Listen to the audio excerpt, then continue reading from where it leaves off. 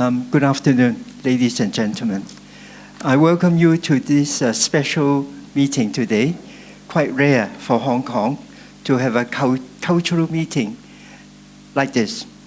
And we have to, first of all, thank the Trade Development Council and also the Commercial Press of Hong Kong to organize this event. I hope this afternoon I will share with you some interesting ideas about English poetry and how it is related to Chinese poetry. Both of them are very, how should I say, beautiful, and something that will take us out of the ordinary daily life of our busy schedule, working, and so on. And we hope to be able to enjoy some culture and some literature. May I introduce my very good friend and a poet, Miss Patty Ho. She published 3 books of poetry, and I am very proud to have been given 1 copy. It contains some very beautiful poetry. That is why we will be able to discuss the essence of English poetry. Now, I hope today we will have a very good meeting, and I hope we will share in ideas. So I will welcome anyone with questions or any points, any contributions to today's meeting. It's very informal. But to tell you that I take this meeting very seriously, I was working until 3:30 a.m. last night to prepare this for you. So I hope it's worth sharing this 1 hour. Let's go into poetry. What is poetry? How is it different from ordinary writing, like what you read in newspapers or what you read in books? There are fundamentally 2 differences, right? And the basic point is that poetry is somewhere between prose and music. So in poetry, you have 2 things, rhyme and rhythm. So this is shared between Chinese poetry and English poetry. I have studied a little bit of Chinese poetry. I admire it greatly, but my Chinese is terrible. I was brought up in England. So I have translated the Chinese style into the English style. Or rather, my poetry tries to copy the Chinese style. The Chinese style of poetry classically is, I think, 七絕, with 7 sounds to 1 sentence, to 1 line, and 5絕, or 5 sounds to 1 line.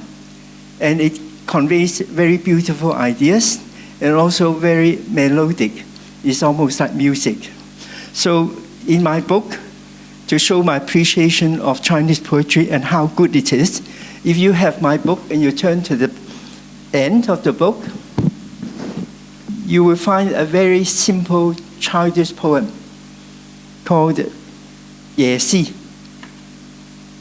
And it's only 20 words. It's by the famous Chinese poet Lei Bak. Now, this is a very important point for me because it shows what poetry should do. If you write very difficult poetry in English or Chinese, very long verses and so on, it may never be read. But these 20 words has passed down now for 500 years. Even children are still reciting this. 床前明月光，疑是地上霜。舉頭望明月，低頭思故鄉。Now this poem is beautiful in 3 ways. 1, it shows the feeling of being homesick. Secondly, it's very simple, very easy to understand. In a few words, you can imagine yourself in a hotel or a guest room, looking out the window with full moonlight shining on the ground or on the town, and you feel homesick. You feel a great sadness. You feel homesick. It's all expressed in 20 words. Simple language, simple ideas, but so attractive. And therefore, this is, I believe, the essence of poetry, that you can generate imagery, the image, just by a few words. And you also express emotion. So this is what you try to do in poetry, which is to give a beautiful image in your mind, in the mind of the reader, and also to put some feelings in the reader. And how is it done? Not easy. I have a quotation from a famous poet, and he says that the best of poetry is simple and good poetry. It doesn't have to be difficult and complicated. In recent times, I read a very beautiful poem. If I be permitted to read it, it's very simple. It's not long. Yeah, I have your permission. It's only about 20 lines. And I must stress, this is one of the best poems I've read in the past 10 years, right? With your permission. It is homesickness, a longing for home, where feelings, warm and true, with no need to disguise, freely flow. It is melancholy of the silent petals falling from the heart when the wind blows into a fading dream. It is music of a singing soul in which words dance across the lonely distance from heart to heart. I hope you like it. It's simple. It's meaningful.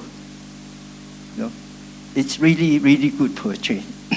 So today, we are very honored to have in our presence the writer, the poet of this poem, is Patty Ho. I'm taking her by surprise. I think no doubt she's blushing. But it's beautiful poetry. I confess I cannot write such good poetry. I try, but this is really good. It's simple, and yet it touches the heart. Now, in my poetry, I try to follow Lei Bak in, first of all, making the words simple. Difficult words, people do not understand. They walk away. I see in my library at the university 300,000 books of poetry, of poetry and law and everything. But no one ever reads them. So the challenge for a poet like us is that it's not how much you write, it is the quality of your writing. And how do you judge the quality? Very simple. If people enjoy your poetry, then it's good poetry. If the experts say it is great poetry, it means nothing. The experts are maybe biased. Therefore, the best judge of good poetry is the ordinary people like ourselves. If you read the poem, you enjoy it, then it's good poetry. That's why I find many, many good poets in the Chinese literature. Not difficult, but simple. Now I come to the modern development of poetry. In my time, it's classical poetry. You have rhyme and rhythm. And now we're passed on to the modern poetry, which is what you call the free verse. No rhyme, no rhythm. And I often read these poems, and I don't even understand what the poet is trying to say. And yet, the experts say that this is good poetry. I don't know, because I don't understand it. Therefore, what is good poetry is very subjective. It's the same as modern painting.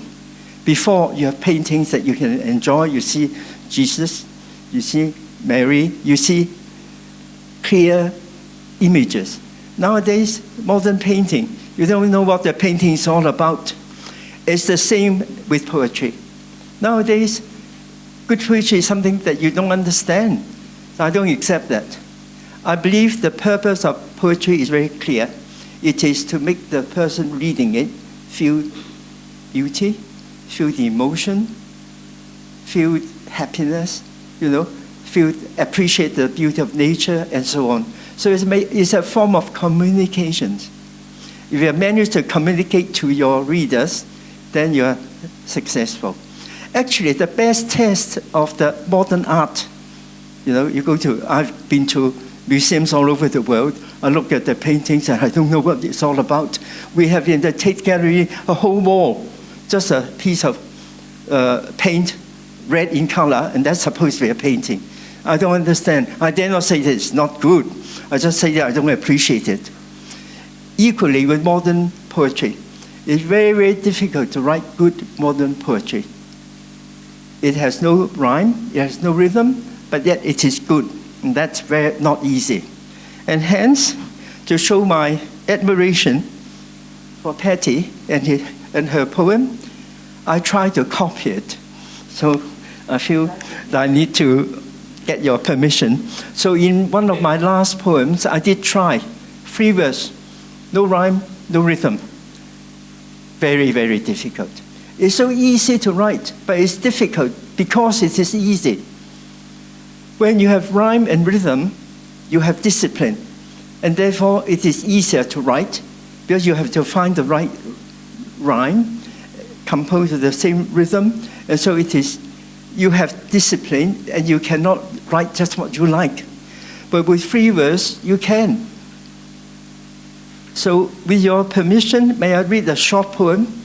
But I warn you, it's a sad one.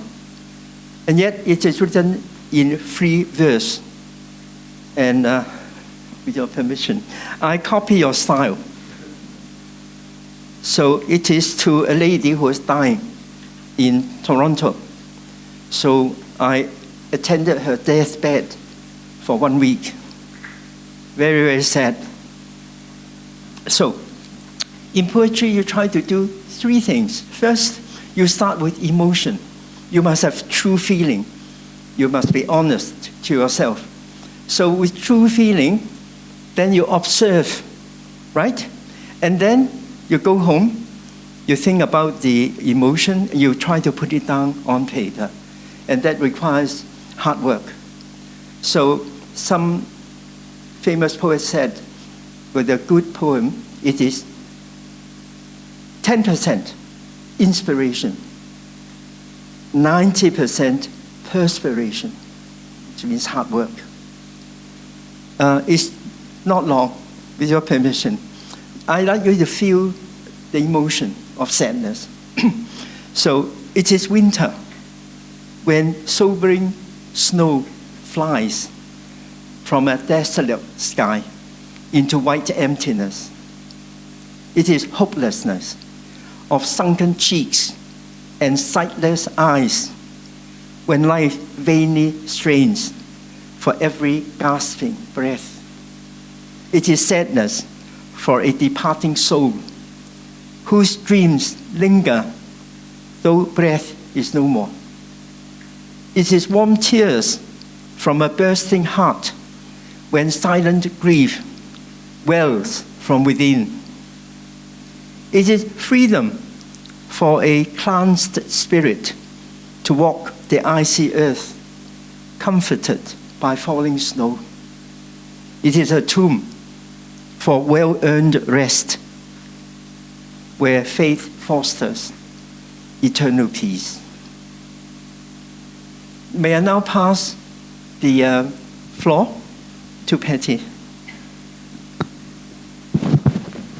I'm not yet too prepared, but I'm really flattered by my poetry, which I wrote about more than 10 years ago. And it's just some simple poetry, words from my heart, which I hope to share my feelings, my experiences with the readers. Also, most of the poems I got inspiration from daily lives, what I see in nature, about my friends, some about the news, what happening at that time. And I like to, sometimes poetry is just to capture the moment where you can, just like photos, when you take them out and read them many years later, you can still get the feelings, it capture the the feelings of the moment. And I also like singing, and I think poetry is like music of our soul. And sometimes I also write music for my poems, so I can sing them out. I like poem because it can freely reveals feelings of my heart, and sometimes I sing it along, and yeah, and just as Mr. Choi said, expression of beauty we can find in life, and we can see things from different angles. Sometimes something may not appear beautiful, but if you look at it from another angle, you can discover many sides. You can see things, and in poetry, you can explore some different angles. Not sometimes ordinary people may not see them in such a way, but you can,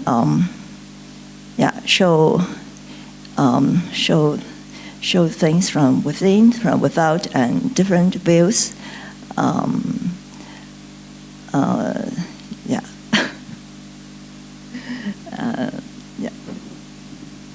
Yes. Okay.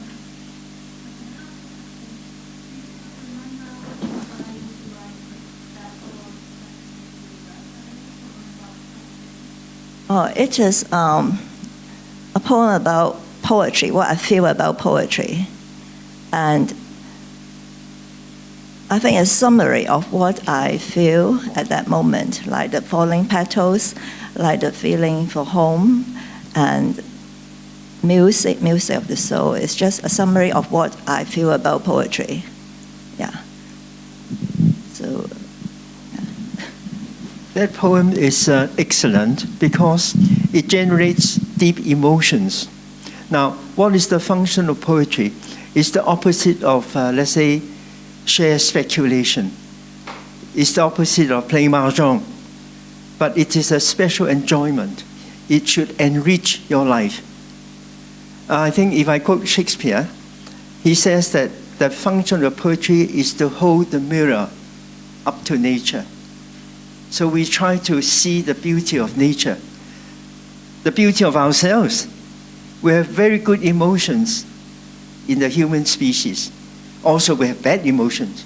But through poetry, you can express beauty. Beauty of nature, beauty of people, beauty of the family. It's a way towards looking for something higher. It's very worth it. I never wrote poetry for you, sorry. It was always for me. No one even knew about my poetry, even friends of 50 years standing. I was encouraged by my wife to publish this book, which I've done with great courage. I really feel very ashamed to publish this book of poetry. But you never know whether what you write is good or bad. You need a mirror. It's other people who will tell you. I was very honored when Mr. Mao thought that my poetry was good enough for the commercial press to publish.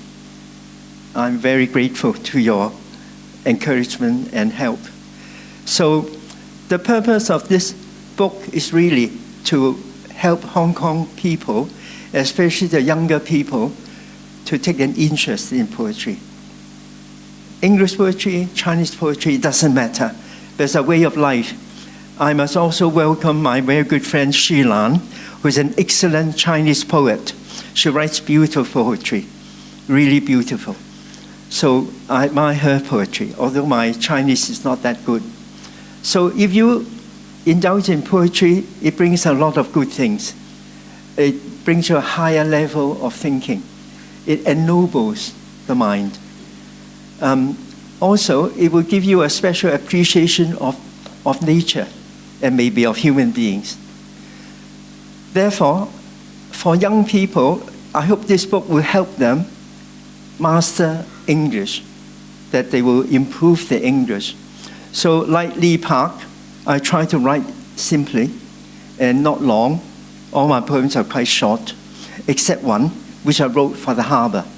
I wrote that in 1961 when I came back from England, and the harbor was beautiful. I fell in love with it. And I wrote the longest poem that I have in this book. It's 21 stanzas. That's long. My normal length is 3 or 4 stanzas. And because you try to capture the attention of the audience. For example, I will not be sitting here for the next 10 hours. You all fall asleep. So for me, as a public speaker, I must keep you awake. And I can only do it for about half an hour. So I'm not going to keep you long. But it is the quality of the meeting rather than the quantity or the length of the meeting. The same with poetry. It's not how many poems you write or how long the poem is. It is how you're able to express the ideas and to steal from the audience his emotion. You steal it. You have to let him read your poem, and the reader will like it without knowing why. That's the best way to do it. I think they say the best of art is what seems no art. So when I present my poetry to my friends, I say to them, if you read it, you happen to like it, and you feel that, oh, I can write that too, then I feel very successful. Because I make it look so simple that anybody can pick up a pen and write the poetry. But believe me, it is not easy. One of the questions that I was looking at last night at 3 o'clock is, what do you do in improving the poetry? Well, let me tell you the mental process of a poet. First, you must have the emotion inside you. You must have sympathy for your fellow man. Then you must have observation. You must be able to observe people's reactions and people's thinking. And then you must have the intellect to digest what you observe. And then you must have the language to express it. In a way, you're like a computer. You must have a good reception of ideas. And then you put it through the computer to generate the ideas. And then you must have the output, how to put it out to communicate to your readers. So, and the finally is hard work. I confess, I'm not being a very good poet, so sometimes it took me maybe a few weeks to find the right word. May I be so bold as to demonstrate what I mean by the last poem, last page in the book, when I tried to translate the poem of Weibo. And I translated the term to be night reminiscence. It's a difficult word, but it's the only word I could find. And those 20 words are now, if I may read, it's only 4 lines. Brilliant moonlight by my bed shines like frost upon the tongue. Bright moon arouses out my head. Tender home thoughts weighted down. Now, translating these 3 words, you will not believe it. It only proves how bad a poet I am. It took me 3 months. No exaggeration. Just the first word, brilliant, moonlight. I had to choose from about 10 different words. I used the word blazing, dazzling, and so on. You have to choose the right word. Not easy. Sometimes it takes a lot of time just to choose the right word, because one word may change the whole feeling of that sentence.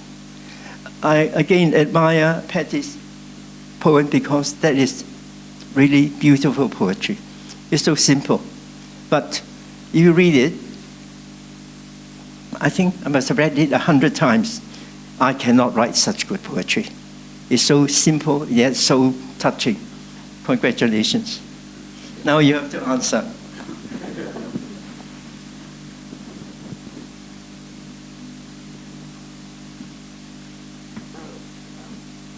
Well, what have you guys to say?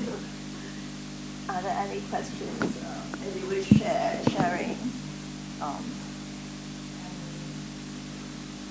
questions or any views about poetry which we can share? Yeah, any questions? Yeah. Good idea. Yeah. Please? Or what kind of poems do you like?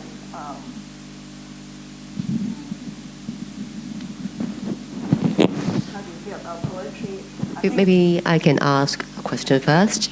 I would like to ask Patty, what inspired you to write your poetry? What inspired you? Inspire. A lot of things. Nature, people I meet, my friends, my family, everything can give you inspiration. If you, so long as you just like it's that we observe, we have the feelings inside us, of course, and then we observe things around us, and sometimes something touch you at that moment, and then you want to express them in words, and that's how my poetry comes. Well, as a layman, for me, if I have some inner feelings, could you tell me or guide me how to express my innermost feelings with poetry? Just describe your process to those who are interested in starting to pick up poetry. I think it differs from person to person. You can first you what touches you, what kind of say. I like watching clouds, the moon. You pick something which you like and say the moon. Every night you can see. Sometimes it's cloudy, sometimes it's a very bright full moon, a crescent moon. It gives you different kinds of feelings. When it is, there's a Chinese poem called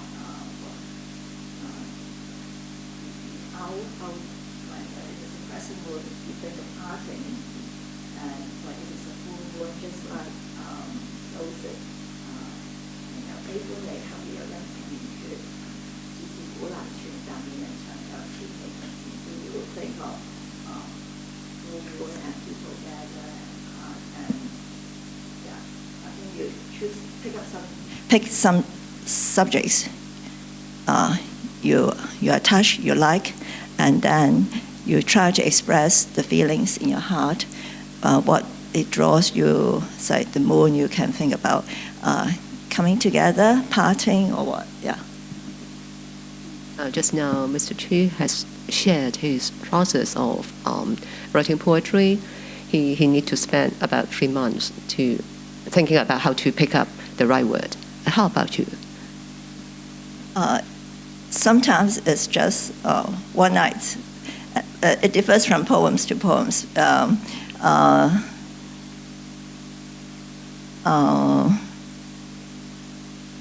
Usually 1 week. But my poems are very simple and yeah.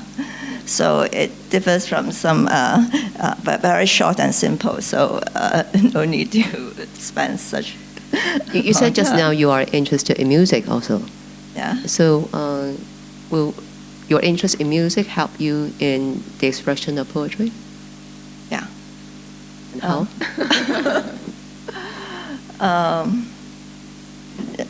Say in poems, if you really like poems, you would like to read them out, to recite the poems. You feel there's some melody in the words. It's very pleasant when I read poems I like, and in the same way, music can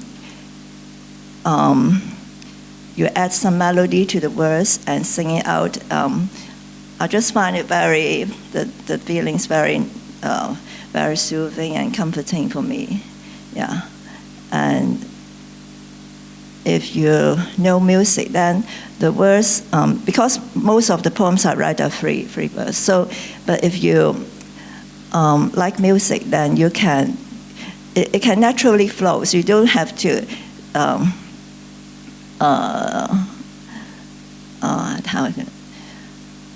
yeah, just flow with music. That's how I describe my poems, yeah. Great. Maybe I would like to invite Mr. Chu to read one of your favorite poems.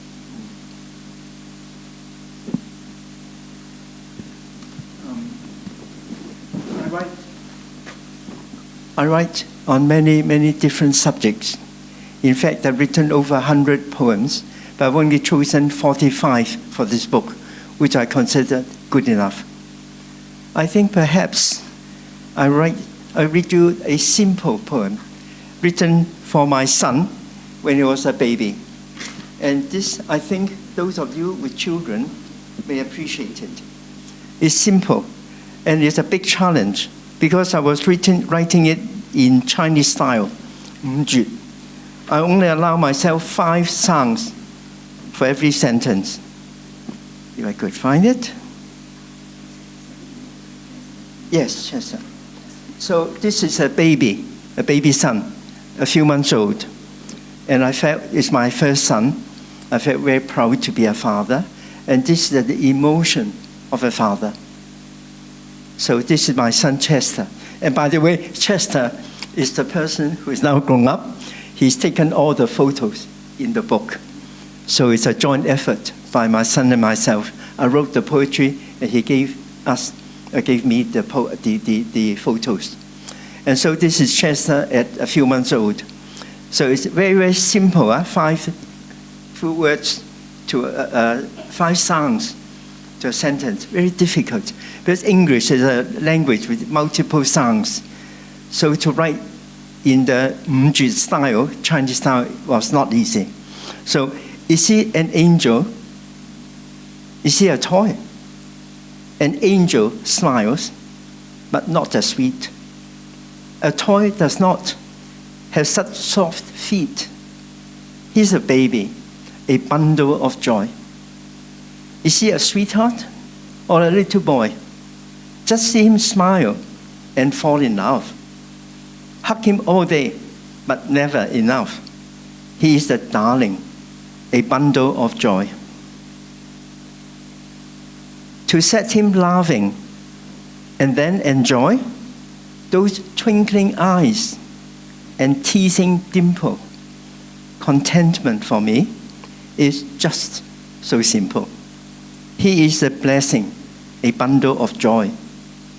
10 dainty fingers he does employ to tell the world how to rejoice at all the wonders that it enjoys. He is my Chester, a bundle of joy. Thank you. Quite simple. But the good news is my son liked the poem. So, any questions from the audience? Yes, please.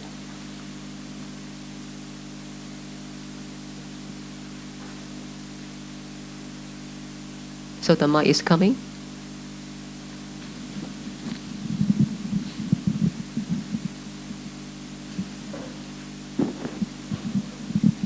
Winston, as an old friend, I hope you don't mind my question. I've known you for many years, as we discussed earlier. Yeah, I think more than 30 years. I have always known you as a lawyer, as a renowned commercial and company lawyer. Can you tell us what inspired you to transform yourself from a commercial lawyer to an English poet? Something which I don't know until sometime last year. Before my retirement, you did tell me that you're going to write a book. And I was guessing at that time you must be writing something on legal systems of Hong Kong or China, or something about the harbor. But to my surprise, it's this book. So can you tell us how come you have now become a poet? My second question is, you mentioned earlier that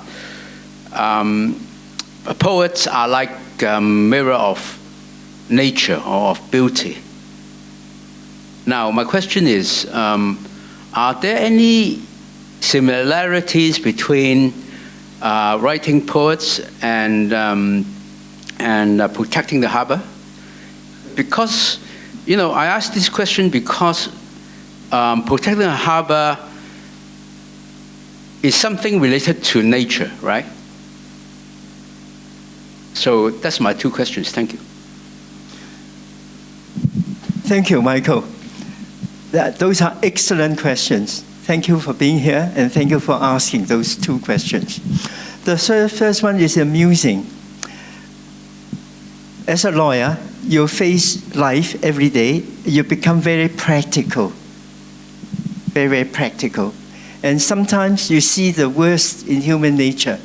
You fight in court, and the father may be suing the son, and friends may become enemies. It is very, very practical.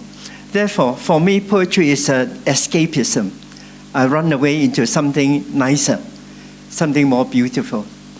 So, for me, the title of my poem of my book of poetry is serious. Is In Search of Beauty, to look for beauty. This is what we should do in life. I think in life we should look for two things. One is beauty, the other is love. Family love, husband and wife love, friendship love. Those are the things that rises high above riches, fame, anything. So poetry is serious. It gives you great enjoyment. I strongly recommend it. Now, it is really, may I finish the first question by giving you the real reason for this book? I started this book in 1958, in my second year at the university studying criminal law. And Scotland Yard came to give us a lecture on criminology. And this expert was also a very good photographer. He came with beautiful slides, but terrible slides.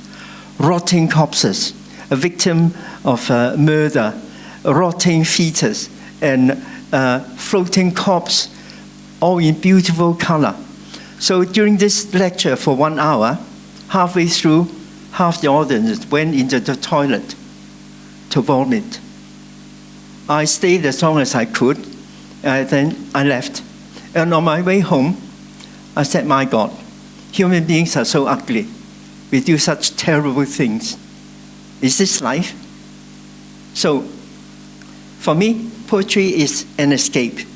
I can escape away from the practicalities of life, the ugliness of sometimes you find in this world. There's right now war in Ukraine, quite unnecessary, quite evil. But you do have evil. You look at Hitler, what he did, you know. So there's a lot of ugliness in life. And therefore, you can find sanity in escapism. Think of the beauty of nature. And that's related to your second question. I fell in love with the harbor, and it's a crime to destroy it. They reclaimed half the harbor. I used to see a very beautiful harbor, very wide, very spacious. And we could even see aeroplanes landing on Kai Tak in those days, very beautiful. Hence, you'll find my poem on the harbor with 21 verses, which describe the beautiful harbor I used to know. And I'm still fighting for the harbor because, please, it belongs to us. Can you imagine Hong Kong without the harbor? It will not be the same. But the government doesn't seem to realize that. For them, it's always pound, shilling, and pence. It is money. The government will get a lot of money selling the land. The developers will get rich. And the contractors will get billions of dollars. But what about us? So in my recent letter to Mr. Lee, the chief executive, I said, you end up with the land, and we lost the harbor. That is the effect. So to answer you, the government is wanting to reclaim the harbor again, and the first thing they need to do is to change the law, which is our ordinance, which I entitled Protection of the Harbor Ordinance. And now I'm asking the government to change not only the law. If they're going to change the law, they have to change the title of the ordinance. So from Protection of the Harbor Ordinance, it should become the Fox Protecting the Chickens Ordinance. I thought one of you would laugh. It's a joke. The fox protecting the chickens ordinance. This is what the government wants to do. They want to eat the chicken, and they want to be the protector of the chickens. It's absolute hypocrisy. That is why there's still work to be done, Michael. And I'm attending Expo on Monday and seeing what they want to do. And I may be starting another campaign to save the harbor. I did it once, 25 years ago. And now you see the harbor. It's not by accident. The harbor should be gone by now. It should right now be Victoria River. So there's work to be done. I think as a poet, if you appreciate beauty, you have to fight for it. If you want something in life, you fight for it. And that is why, although I'm a poet, I'm also fighting for the harbor. By the way, if you remember the Hungarian Revolution in 1956, no? The first revolution against communism in Budapest. I went there to see the hero's grave. There's a poem in here describing that. Anyway, the person who led the rebellion was a young man, a poet. And he was captured and tortured to death. So there's a good poem here called The Hero's Grave at Budapest. Please read it. I hope I've answered your question. Thank you so much for asking. So, any more questions? Yes, please. Thank you. My question to Mr. Chu. I'm a secondary school English teacher in Hong Kong, but I find my students lack experience in terms of feelings or emotions. So they find it impractical to learn poetry, English or Chinese. And they are obsessed with examination, like the DSE, the IELTS, which I am teaching. So what are your strategies in teaching poetry, especially in Hong Kong secondary school, like Form 1, Form 2? They may have feelings, but they don't know how to portray it. So I would like to learn from your strategies or methods or whatever. Thank you. That is also an excellent question. And I think that is one of the reasons why I'm publishing this book. This is meant to encourage the Hong Kong students to read English and to learn English through reading some poetry. It will serve two purposes. It will encourage them to improve the English, but also it will expand the experience of life. Hong Kong's education system is too practical. They don't teach the really important things. The really important things is not mathematics and passing exam and the computer and so on. It is things outside what you are now teaching in schools. So I was thinking, if I were younger, I would start something called, I'm thinking seriously of starting something called a Young Poets Corner.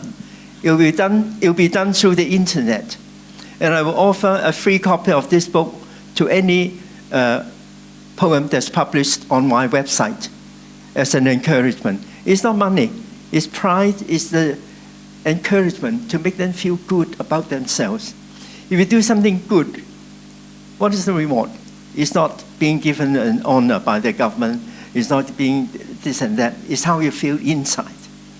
So this is what you need to teach your students, that they do something good, that they can feel proud of, that they can feel the satisfaction, and at the same time, they improve the English. No harm done. Maybe some people should take up this idea. Young Poets Corner. I'm very happy to help, but right now, I'm up to my neck fighting the government on the harbor. Thank you for the question. Yes, please. I am super surprised about the previous question because I am actually a secondary school student.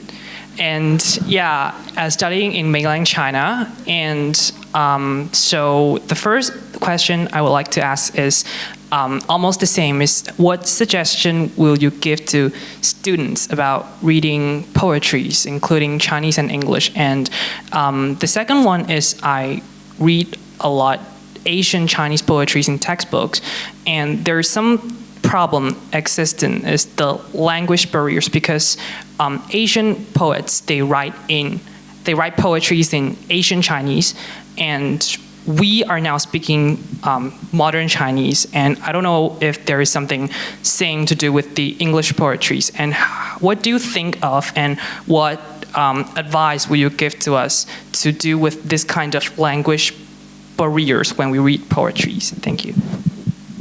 That's also a very good question. First, you may be surprised. Poetry, whether in Chinese or in English, serves the same purpose.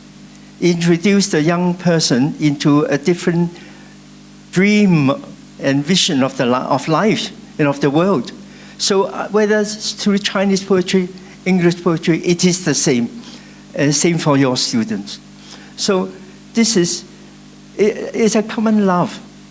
Okay, I was a teacher at one time. Actually, I still am, but at a different level. I now teach university. But when I met with young people, and I remind them that education means 5 things. Can you name those 5 things? Okay, maybe you can. What things are you talking about? The purpose of education have 5 objectives, 5 purposes. I think number 1 may be integrity. Yes, very good. Doug, yes? Benevolence, humanity, those are the... Okay, I'm going to do it in Chinese. Okay, and then you can translate it to English. And it is 德, right? 智, 群, 美, 體. So we are now in poetry coming to the 4th, 美, appreciation of beauty, of art, of culture. This is of music is part of it. So you start with dark virtue, I think.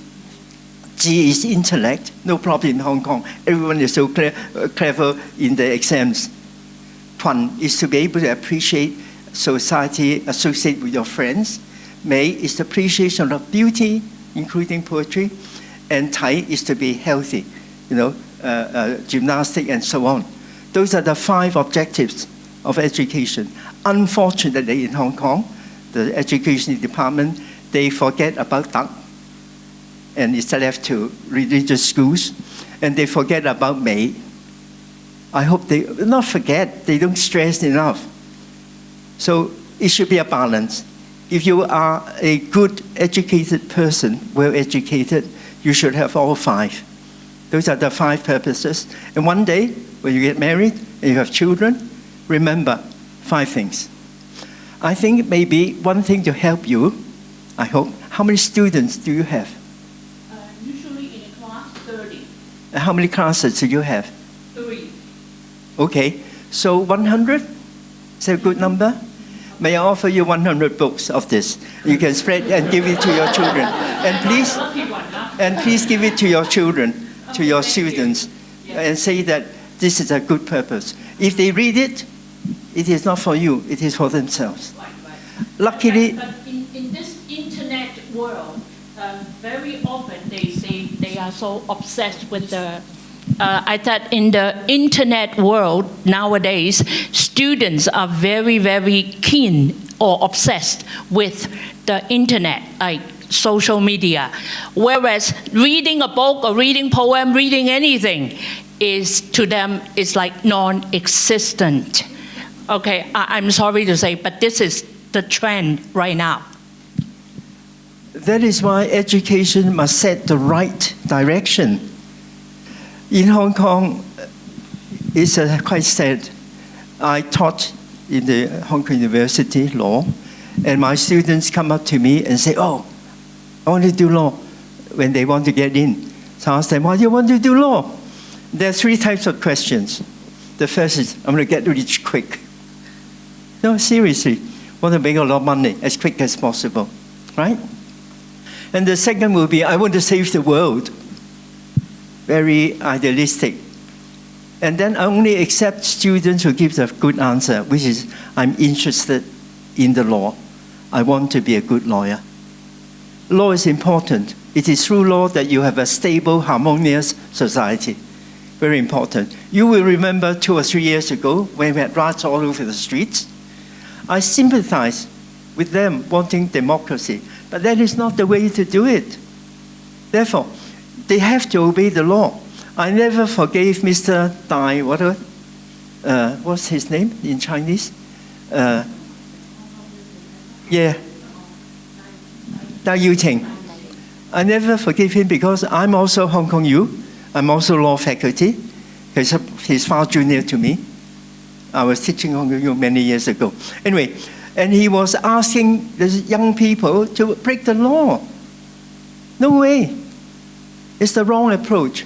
Therefore, the approach is important. So, as lawyers, to want to save the world is too idealistic, not practical. You can't succeed as a lawyer when you're too theoretic.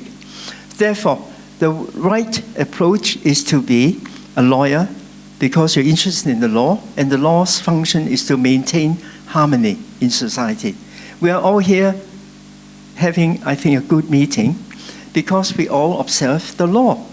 No one is breaking the law. We're not throwing up bananas and cups and so on as they do in Expo. That was terrible. That's why law serves an important function.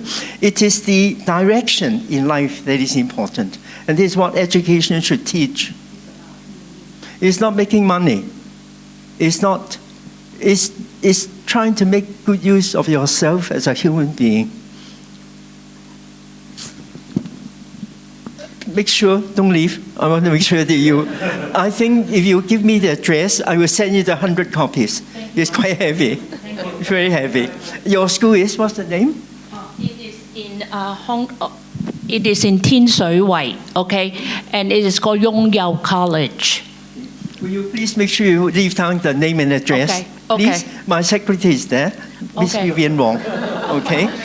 Thank you. And I thank Mr. Mao for the ability, for the opportunity to be able to present 100 copies to this school. Okay, any more questions from the audience?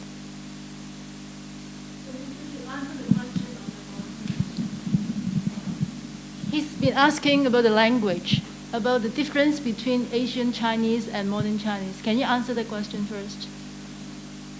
You mean classical Chinese and modern Chinese? Yeah? Please, I don't catch the question yet. That student has yes? asked you a question. You have not answered it yet. I'm sorry, I missed it. Could you kindly repeat the question? Sorry. Maybe I'm a bit... Maybe you can repeat your question please? Once again. Please, thank you that for boy. reminding me. There's this problem existing when I read Asian Chinese poetry in my textbooks. It's the language barriers. Is because we speak modern Chinese and we don't understand Asian Chinese, in which those Asian poets like Lei Ba write poetries. And I don't know if there is something similar to do with English poetries, like there is a difference, or you cannot easily understand as a modern English speaker to understand Shakespeare's poetries. So it's the language that separates us from our modern life and the emotions of the Asian poets. So the language problem, how to deal with it, or what advice would you give to our students? Now I understand your question. Sorry, I didn't catch the question properly earlier. My Chinese is limited, I must first of all explain. But I did study classical Chinese. It's an extremely difficult language. It's so difficult that 100 years ago, we had a literary rebellion in China. And then you came up with new writers like Bing Sum, like Ba Gum, like I think some of the very famous modern writers. They wrote in modern Chinese to escape from the classical Chinese, which no one understood. Classical Chinese is still good if you study Chinese culture, Chinese history, Chinese civilization, but it's not commonly used now. The modern Chinese is as the result of this revolution. They had the same in England. In England, they had, in those days, a language similar to French, It's a combination of Anglo-Saxon and French. So if you read, I started reading English literature in the university, Hong Kong U, and we studied Chaucer. But if you read Chaucer, which is supposed to be English, you won't be able to understand. It is between English and French. So they had a similar problem. But since then, English has now developed into a modern language, as Chinese has. So I suggest you forget about the ancient Chinese language for the moment. Only if you study classical literature, then you need to bother. And you can also do it as a matter of interest. Beautiful poetry there. But the modern Chinese language is what we need to communicate easier. Does that answer your question?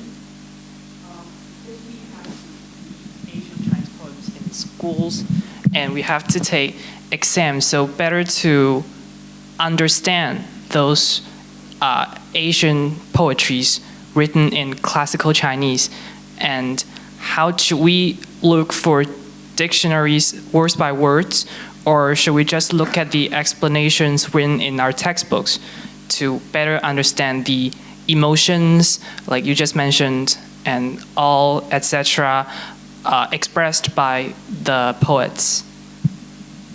There's nothing wrong with the ancient Chinese script as a matter of knowledge and culture, but it's not practical nowadays. But if your school needs you to study it, do it and enjoy it. It doesn't do any harm. It's something that will help you. I did study classical Chinese literature for a while. It's good. And it still helps me understand life. And it helps me with understanding English literature. They have the same problem. So don't worry too much. I encourage you to broaden your mind and study anything that you get your hands on. After all, as a young man, you must know that you only have maybe another 60 years. Make good use of those 60 years. Okay? And do whatever you feel interested in. It doesn't need to be for a purpose. It must be for the purpose of making you enjoy your life more, appreciate life more. All right? Okay, thank you. Okay, if there are not any more questions, then let's give a big hand to Mr. Chui and also Ms. Patty Ho.